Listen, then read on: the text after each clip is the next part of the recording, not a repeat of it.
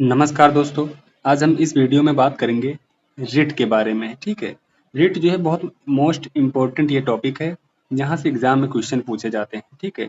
तो रिट जो है इनके जो प्रकार हैं 5 प्रकार हैं। ठीक है। हम इनके बारे में इस वीडियो में अच्छे से जानेंगे, सारी चीज़ें यहाँ पे समझेंगे और इनसे संबंधित एमसीक्यू क्वेश्चन भी लगाएंगे। ठीक है। यहाँ से आपके सभी एग्जाम में क्वेश्चन पूछा जाता है। ठीक है। तो चलिए आप समझ गए होंगे कि आज हम क्या पढ़ेंगे। ठीक है। देखो, रिट क्या है, रिट को पहले हम समझते हैं। रिट जो है मौलिक अधिकारों का रक्षक है। ठीक है। रिट क्या है, मौलिक अधिकारों का रक्षक है। इस चीज को याद रखना। ठीक है। तो चलिए इसको हम अच्छे से समझते हैं। देखो, भारत का संविधान न सिर्फ हमें मौलिक अधिकार देता है बल्कि उन्हें सुरक्षित रखने के लिए कुछ संवैधानिक उपाय भी देता है। ठीक है। यानी कहने का मतलब भारत के संविधान में हमको मौलिक अधिकार दिए गए हैं। ठीक है। यानी भारतीय नागरिकों के लिए मौलिक अधिकार दिया गया है। अब उस मौलिक अधिकार की जो है सुरक्षा के लिए कुछ संवैधानिक उपाय दिए गए हैं। ठीक है। जिसमें से सबसे जो प्रभावी उपाय है वो रिट्स होता है। ठीक है। ये चीज याद रखना। अब जो रिट्स का प्रावधान है ये कहाँ है, तो रिट्स का जो प्रावधान है वो संविधान के आर्टिकल 32 में है। ठीक है। यानी आर्टिकल 32 के तहत आप सुप्रीम कोर्ट जा सकते हैं और आर्टिकल 26 के तहत आप हाई कोर्ट जा सकते हैं। ठीक है। इसको ध्यान से सुनना।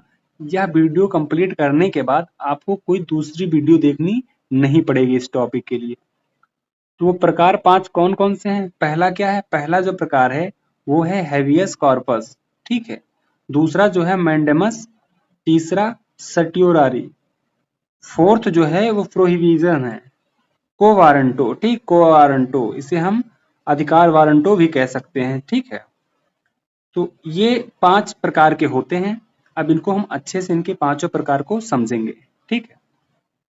देखो, यहाँ पहला जो प्रकार है हैबियस कॉर्पस। ठीक है। यानी हैबियस कॉर्पस जो है इसका अर्थ क्या होता है, इसका मतलब होता है शरीर को प्रस्तुत करो। ठीक है। ये जो इसका अर्थ जो है एग्जाम में पूछा गया है और ये एग्जाम में पूछा जाएगा। एग्जाम में पूछा गया है कि हैबियस कॉर्पस का अर्थ क्या है। ठीक, उसका क्या मतलब होता है, तो आप कहेंगे कि शरीर को प्रस्तुत करो। ठीक है। अब चलिए इसकी परिभाषा समझते हैं। हैबियस कॉर्पस एक लैटिन शब्द है। ठीक है। हैबियस कॉर्पस एक लैटिन शब्द है जिसका अर्थ है शरीर को अदालत में प्रस्तुत करो। ठीक है। यानी कि जब किसी व्यक्ति को गैर कानूनी या फिर मनमाने तरीके से हिरासत में लिया गया होता है तब यह रिट जारी की जाती है। किसके द्वारा? अदालत के द्वारा। ठीक है।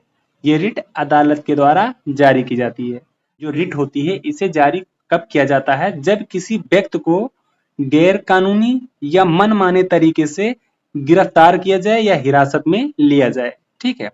अब हम समझते हैं कि इस जो एक हैबियस कॉर्पस है इसका उद्देश्य क्या है। इसका उद्देश्य जो होता है किसी व्यक्ति की व्यक्तिगत स्वतंत्रता की रक्षा करना। ठीक है। यानी किसी भी व्यक्ति की जो स्वतंत्रता है, उसकी जो व्यक्तिगत स्वतंत्रता है उसकी रक्षा करता है ये। ठीक है। अब हम जानेंगे कि ये किसके खिलाफ जारी होती है। अभी इसका हम एग्जाम्पल लेके चीजों को समझेंगे। ठीक है। तो सबसे पहले जानते हैं किसके खिलाफ जारी होती है। ये पुलिस, सरकारी एजेंसी या कोई भी जिसने अवैध रूप से किसी को बंदी बनाया हो। ठीक है। तो ये चीज समझ गए होंगे, यहाँ पे ये चीजें जारी होती हैं। अब जानते हैं कि कौन याचिका दायर कर सकता है। याचिका या तो बंदी खुद करे, ठीक है, या फिर कोई व्यक्ति उसकी ओर से, जैसे उसका मित्र हो सकता है, उसका परिवार से कोई हो सकता है। ये चीज याद रखना। अब इसका जो संवैधानिक आधार है वो आर्टिकल 32 और आर्टिकल 226 है। ठीक है। आर्टिकल 32 से सुप्रीम कोर्ट यानी सर्वोच्च न्यायालय है और आर्टिकल 26 से उच्च न्यायालय है। अब चलिए इसको हम एक एग्जाम्पल लेके समझते हैं। ठीक है। इसका एक एग्जाम्पल समझते हैं तब और अच्छे से समझ में आएगा। देखो, महत्वपूर्ण उदाहरण की बात करें। ठीक, महत्वपूर्ण उदाहरण एडीएम जबलपुर बनाम शिवकांत शुक्ला 1976 केस की हम बात करेंगे। देखो, इसमें क्या हुआ था, आपातकाल के समय, ठीक है, हजारों लोगों को बिना कारण बंदी बना लिया गया था। ठीक है। कोई कारण नहीं था, उन्हें बिना कारण ही बंदी बना लिया गया। इस केस में कोर्ट ने कहा कि इस कोर्ट में इस जो केस ये जो केस है, इस केस में कोर्ट ने कहा था कि आपातकाल में हैबियस कॉर्पस याचिका नहीं लगाई जा सकती। ठीक है। ये किसने कहा था? कोर्ट ने कहा था। लेकिन ये बाद में लोकतंत्र के खिलाफ माना गया। ठीक, इस चीज को याद रखना। ये बाद में क्या हुआ था, लोकतंत्र के खिलाफ माना गया। अब एक व्यवहारिक उदाहरण से समझते हैं और अच्छे से समझ में आ जाएगा ये। देखो, मान लीजिए एक छात्र को बिना गिरफ्तारी वारंट के, ठीक है, बिना गिरफ्तारी वारंट के किसी विरोध प्रदर्शन के दौरान हिरासत में ले लिया गया है। उस छात्र या उसके परिवार के लोग हैबियस कॉर्पस की याचिका दायर कर सकते हैं, जिससे कोर्ट पुलिस से कहेगी उसे कोर्ट में लाओ, ठीक है, और पूछेगी कि बताओ उसे क्यों पकड़ा है तुमने। ठीक है, तो ये चीज हैबियस कॉर्पस के द्वारा किया जा सकता है, इस चीज को याद रखना। अब आपको हैबियस कॉर्पस अच्छे से समझ में आ गया होगा। ठीक है, ये चीज अच्छे से समझ में आ गया होगा। अब हम पढ़ेंगे मैंडेमस। ठीक है, इसके बारे में हम जानेंगे। मैंडेमस, इसका अर्थ क्या होता है, ये भी एग्जाम में पूछा जाता है। इंपॉर्टेंट तो यही होता है, इसका अर्थ एग्जाम में पूछा जाता है। मैंडेमस क्या, यानी कि हम आदेश देते हैं। ठीक, इसकी परिभाषा जानेंगे, फिर इसका एक व्यवहारिक उदाहरण से समझेंगे। देखो, मैंडेमस भी एक लैटिन शब्द है। ठीक है, इसका अर्थ होता है हम आदेश देते हैं। यह रिट तब जारी की जाती है, मैंडेमस जो है यह रिट तब जारी होती है जब कोई सरकारी अधिकारी या कोई संस्था अपने कानूनी कर्तव्य का पालन ना कर रही होती है, तब यह मैंडेमस रिट जारी की जाती है। अब इसका उद्देश्य क्या है, इसका उद्देश्य जानेंगे। सरकारी अधिकारियों को उनके वैधानिक कार्यों को पूरा करने का आदेश देती है ये रिट। ठीक है, ये किसके खिलाफ जारी होती है, तो ये सरकारी अधिकारी के खिलाफ जारी होती है, सरकारी निकाय के खिलाफ जारी होती है, सार्वजनिक उपक्रम यानी कि पब्लिक कॉर्पोरेशन के खिलाफ जारी होती है। तो ये चीज याद रखना, जो मैंडेमस होती है वो सरकारी अधिकारी, सरकारी निकाय के खिलाफ जारी होती है। ठीक है, ये सरकारी अधिकारियों से संबंधित मैंडेमस है, इस चीज को याद रखना। यहाँ पे नोट करके लिखा हुआ है कि यह रिट निजी संस्थाओं के खिलाफ नहीं जारी की जा सकती है। ठीक है, इसलिए मैंने बताया कि आप सरकारी अधिकारियों के या सरकारी निकाय के खिलाफ जारी की जाती है। ठीक है, अब यहाँ पे समझते हैं कि कौन यहाँ पे याचिका दायर कर सकता है। देखो, याचिका दायर करने का जो आधार है वो 32 है। ठीक है, यानी आर्टिकल 32 से सुप्रीम कोर्ट में और आर्टिकल 226 से हाई कोर्ट में जा सकते हैं। ठीक है, तो पहले ये समझते हैं कि कौन याचिका दायर कर सकता है।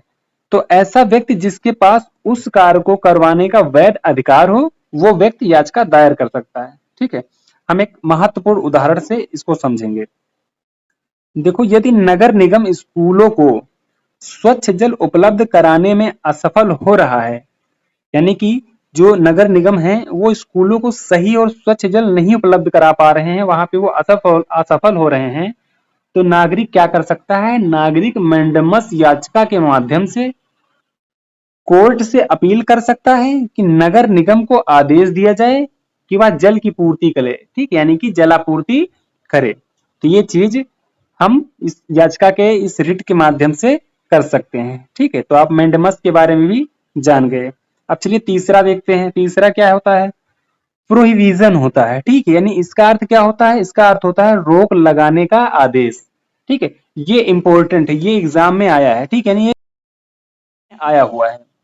अब इसकी परिभाषा हम समझते हैं। इसकी परिभाषा है, यह रिट उच्च न्यायालय या सर्वोच्च न्यायालय द्वारा निचली अदालत या न्यायिक संस्था को तब जारी की जाती है जब वह अपने अधिकार क्षेत्र से बाहर जाकर काम कर रही हो। ठीक है, यानी कहने का क्या मतलब है, इसका हम एक एग्जाम्पल जो है उससे पहले समझते हैं कि आपको समझ में आए। देखो, इसका व्यवहारिक जो उदाहरण है इसका मतलब क्या है समझो। अगर कोई उपभोक्ता अदालत, ठीक है, यानी निचली अदालत, किसी ऐसे केस की सुनवाई शुरू कर दे जो उसके अधिकार क्षेत्र में नहीं आता हो, तो वहां पर हाई कोर्ट क्या करेगा, हाई कोर्ट यह रिट जारी कर सकती है और कह सकती है कि इस मामले की सुनवाई ना करो। ठीक है, यानी रोक सकती है इस रिट के माध्यम से। इस चीज को याद रखना। ठीक है, अब ये समझ सकते हैं आप कि ये जो रिट होती है, ठीक है, प्रोहिबिशन रिट है, ये किसके लिए यानी किसके खिलाफ जारी की जाती है, तो न्यायालय यानी कि जिला न्यायालय के खिलाफ, ट्रिब्यूनल के खिलाफ जारी की जाती है, और जो अर्ध न्यायिक संस्थाएं होती हैं उनके खिलाफ ही जारी की जाती है। इस चीज को याद रखना। अब यहाँ पे नोट करके एक पॉइंट है, इस चीज को समझना कि यह रिट कार्यवाही शुरू होने से पहले ही जारी की जाती है। इस चीज को याद रखना, ठीक है। यानी कार्यवाही शुरू नहीं होगी उससे पहले ही ये रिट जारी की जाती है। ऐसा क्वेश्चन एग्जाम में भी आता है, ठीक है, कि कार्यवाही शुरू होने से पहले कौन सी रिट जारी की जाती है। तो आपका ऑप्शन रहता है, ठीक है, तो वहां पे आपको ऑप्शन में टिक लगाना है, ठीक है, ये टिक लगाना है कि आपका राइट आंसर प्रोहिबिशन सही है, ठीक है। तो ये चीज आप समझ गए होंगे। अब चलिए हम बात करते हैं अगला जो टाइप है ऑफ चार, यानी सर्टियोरारी। सर्टियोरारी जो है यह इसका अर्थ जो होता है, इसका अर्थ होता है आदेश रद्द करना, ठीक है। जिसका अर्थ क्या है, आदेश को रद्द करना। अब इसकी परिभाषा समझते हैं। देखो, सर्टियोरारी जो है एक सुधारात्मक रिट है। कैसी रिट है, सुधारात्मक रिट है, जिसका उद्देश्य है निचली अदालत या न्यायिक संस्था द्वारा दिए गए अवैध आदेश को रद्द करना, ठीक है। यानी जब कोई अदालत है, निचली अदालत है, वह जब कुछ ऐसे आदेश देती है जो अवैध हैं, तो सर्टियोरारी के द्वारा इसके माध्यम से वो रद्द किए जा सकते हैं, ठीक है।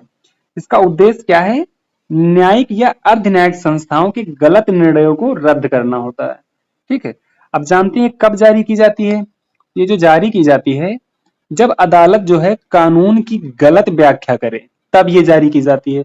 दूसरा, जब नेचुरल जस्टिस का उल्लंघन हुआ हो तब ये जारी की जाती है। तीसरा, जब निर्णय अधिकार क्षेत्र से बाहर हो, ठीक है, यानी जो निर्णय लिया गया है वो अधिकार क्षेत्र से बाहर हो, तब ये रिट जारी की जाती है। इसका जो संवैधानिक आधार है वो यही है, आर्टिकल 32 से सुप्रीम कोर्ट और आर्टिकल 226 से हाई कोर्ट, ठीक है। इस चीज को याद रखना। अब इसके कुछ महत्वपूर्ण अंतर जानते हैं, ठीक है। प्रोविजन और सर्टियोरारी में एक अंतर जानते हैं। देखो, ये कार्रवाई शुरू होने से पहले और ये निर्णय आने के बाद लागू होती है। इस चीज को याद रखना, यानी कि ये निर्णय कार्रवाई शुरू होने से पहले और निर्णय आने के बाद, ठीक। तो इस चीज को याद रखना। अब इसका हम एक महत्वपूर्ण उदाहरण देखते हैं। मान लीजिए किसी कर्मचारी को गलत तरीके से नौकरी से निकाला गया और सेवा ट्रिब्यूनल ने उसके खिलाफ फैसला सुनाया। कर्मचारी हाई कोर्ट में सर्टियोरारी याचिका दाखिल कर सकता है और कोर्ट उस निर्णय को रद्द कर सकती है, ठीक है। ये चीज आप समझ गए होंगे। चलिए अब बात करते हैं अगले रिट की। को वारंटो यानी कि अधिकार, ठीक है। इसे क्या कहते हैं, इसका क्या अर्थ होता है, किस अधिकार से, को आरंटो किस अधिकार से, ठीक है। इसकी जो परिभाषा है, यह रिट तब जारी होती है जब कोई व्यक्ति बिना वैध योग्यता या अधिकार के किसी सार्वजनिक पद पर बैठा होता है, ठीक है। यानी ये बहुत ही इंपॉर्टेंट होता है, इस चीज को याद रखना। ये रिट जो है मोस्ट इंपॉर्टेंट रिट होती है। तो जब कोई सार्वजनिक पद पर बैठा होता है तो अदालत ऐसे व्यक्ति से पूछती है, क्या पूछती है, को वारंटो, यानी तुम किस अधिकार से इस पद पर हो, ठीक है। यानी इसका अगर हम एक उदाहरण समझेंगे, ठीक है, अभी हम इसके बारे में बात करते हैं, एक उदाहरण समझते हैं, ठीक है। पहले उदाहरण समझ लेते हैं ताकि चीजें जो है समझ में आ जाए।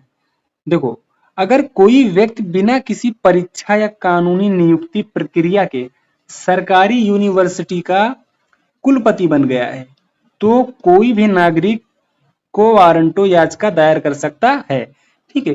यानी यहाँ पे अगर आप समझेंगे, अगर मान लो आपके आसपास जैसे आपके पड़ोसी हैं, ठीक है, आप वो पुलिस में या दरोगा बन गए हैं, ठीक है, दरोगा की जॉब पा गए हैं, दरोगा के पद पे हैं। अब आप उनको जानते हैं अच्छे से कि इनकी ना पढ़ाई सही हुई, ना ये पढ़ने में तेज है, ना इनको आता है कुछ ना कुछ, आप अच्छे से जानते हैं। तो आप भी ये को वारंटो की याचिका जो है दायर कर सकते हैं। आप कह सकते हैं ऐसा ऐसा, तो उस पर जो सुप्रीम कोर्ट है वो एक्शन ले लेगी, ठीक है, वो उसकी जांच बैठाएगी। अगर वो निर्दोष साबित हुए तो अपनी जॉब करेंगे, लेकिन अगर दोषी ठहरे तो उनको जो है हटा देगी वो, ठीक, उस पद से। तो ये चीज होता है इसमें। अब इसको समझते हैं किसके खिलाफ जारी होती है। तो ये जो जारी होती है सार्वजनिक पद पर बैठे व्यक्ति के खिलाफ, तो ठीक है। अब नोट करके लिखो, जहां समझना लिख लेना, यह निजी पदों पर लागू नहीं होती, ठीक है। अगर आप इसका नोट्स बनाना चाहते हैं, ठीक है, नोट्स, ये सारी चीजें मत लिखना आप, ठीक है, ये सारी चीजें आप समझ लीजिए। नोट्स के लिए आपको यहाँ पर ये रिकैप दे रखा हूं मैं, ठीक है, यहाँ से ये चीजें समझ सकते हैं। देखो, रिट यहाँ 5 प्रकार की रिट दी गई हैं, ठीक है, 5 प्रकार की रिट दी गई हैं। इनका उद्देश्य क्या है, यहाँ मैंने लिख दिया, अवैध गिरफ्तारी को रोकना होता है, ठीक है। मैंडमस का जो होता है, सरकारी अधिकारियों को काम करने का आदेश देना होता है, कार्यवाही रोकना होता है, ठीक है। गलत आदेश रद्द करना, अवैध पदाधिकारियों को हटाना। फिर किसके खिलाफ जारी होती है, विशेष उदाहरण, इमरजेंसी में हिरासत। ये सारी चीजें हम यहाँ पे लिख दिए हैं। तो ये सारी चीजें आप अच्छे से यहाँ से ये इतना नोट कर लेना, ठीक है। बाकी ये सारी चीजें आपकी अच्छे से कंप्लीट हो गई हैं, इस चीज को समझ सकते हैं, ठीक है। बस एक बार इस वीडियो को फिर से प्ले करके देख लीजिएगा, अच्छे से सारी चीजें समझ में आ जाएंगी। अब देखो यहाँ पे मोस्ट इंपोर्टेंट क्वेश्चन है, ठीक है, यानी कि हम नेक्स्ट वीडियो में 20 से 25 एमसीक्यू क्वेश्चन लेके आएंगे, ठीक है, इसी टॉपिक से, ताकि आपका जो प्रैक्टिस है हो जाए, ताकि ये टॉपिक आपका अच्छे से कंप्लीट हो जाए, ठीक है। तो हम 10 से 15 मिनट की एक वीडियो लाएंगे जिसमें 20 से 25 क्वेश्चन की बात करेंगे, ठीक है। तो आशा करता हूं कि ये वीडियो आपको पसंद आई होगी, ठीक है। अगर आपको किसी नेक्स्ट टॉपिक पे वीडियो चाहिए तो आप कमेंट करके बताइएगा, उस टॉपिक पे भी वीडियो हम बना देंगे, ठीक है। बाकी चलिए मिलते हैं अगली क्लास में। जय हिंद, जय भारत।